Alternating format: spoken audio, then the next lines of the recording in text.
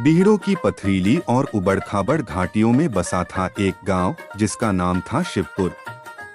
यह गांव घने जंगलों और ऊंचे पहाड़ों से घिरा हुआ था। इस गांव में अमन चैन से जीवन बिताने वाले किसान और मजदूर रहते थे। परंतु इस गांव की शांति को भंग कर दिया था एक खूंखार डाकू सरदार ने, जिसका नाम था बलवंत सिंह। बलवंत सिंह की ख्याति दूर दूर तक फैली हुई थी। उसके डर से गांव वाले सहमे रहते थे। कहते हैं कि बलवंत सिंह अपनी मर्दानी ताकत और कूटनीति के बल पर कानून और पुलिस को चुनौती देता था। गांव के लोग रात में उसके नाम से भी कांप उठते थे। उसके गुर्गों की संख्या भी कम नहीं थी, जो उसकी हर बात पर आंख मूंद कर अमल करते थे। गांव में एक नौजवान था जिसका नाम था अर्जुन। अर्जुन युवा, साहसी और न्यायप्रिय था। उसके दिल में अपने गांव और वहां के लोगों के प्रति अपार स्नेह था। अर्जुन ने ठान लिया था कि वह किसी भी कीमत पर अपने गांव को बलवंत सिंह के आतंक से मुक्त कराएगा। एक दिन अर्जुन ने गांव के बुजुर्गों और नौजवानों को एकत्रित किया और उन्हें अपनी योजना बताई।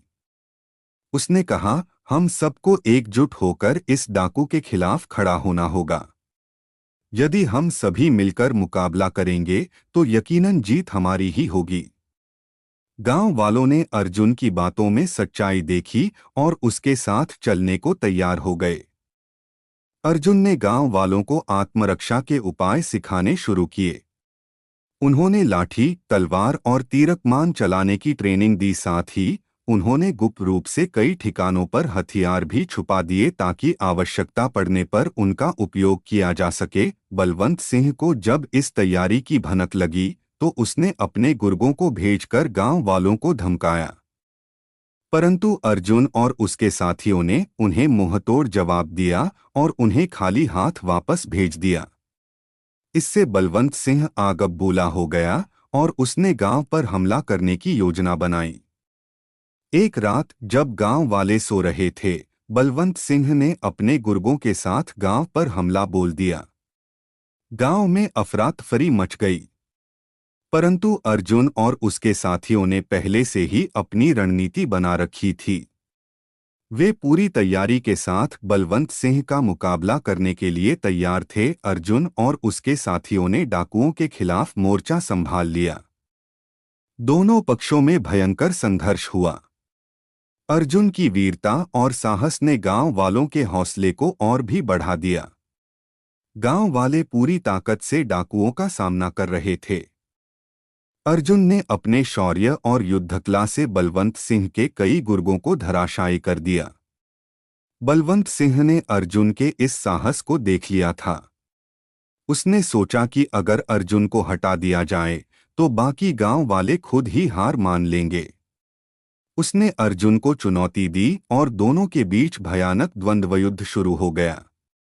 अर्जुन और बलवंत सिंह दोनों ही अपनी अपनी ताकत और चतुराई से लड़ रहे थे। आखिरकार अर्जुन ने अपनी बुद्धिमत्ता और कुशलता से बलवंत सिंह को परास्त कर दिया। उसने बलवंत सिंह को धराशायी कर दिया और गांव वालों के सहयोग से उसे पकड़ लिया। बलवंत सिंह को गिरफ्तार कर लिया गया और उसे सजा दिलाई गई। गांव में बलवंत सिंह के आतंक के खात्मे के बाद गांव वालों ने चैन की सांस ली। अर्जुन की वीरता और नेतृत्व ने गांव को एक नया जीवन दिया था।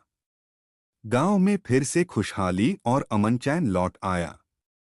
अर्जुन का नाम गांव के हर बच्चे की जुबान पर था और वह सबके लिए प्रेरणा बन गया। गांव वालों ने मिलकर एक समारोह आयोजित किया और अर्जुन को सम्मानित किया।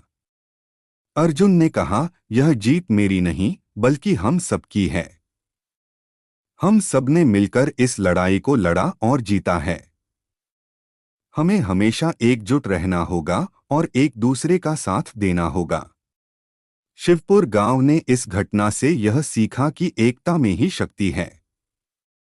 उन्होंने यह समझ लिया कि अगर वे सब एकजुट होकर किसी भी समस्या का सामना करेंगे तो कोई भी दुश्मन उनका कुछ नहीं बिगाड़ सकेगा। इस प्रकार अर्जुन की बहादुरी और गांव वालों की एकता ने शिवपुर गांव को एक नई दिशा दी और यह कहानी सदियों तक लोगों के दिलों में जीवित रहेगी।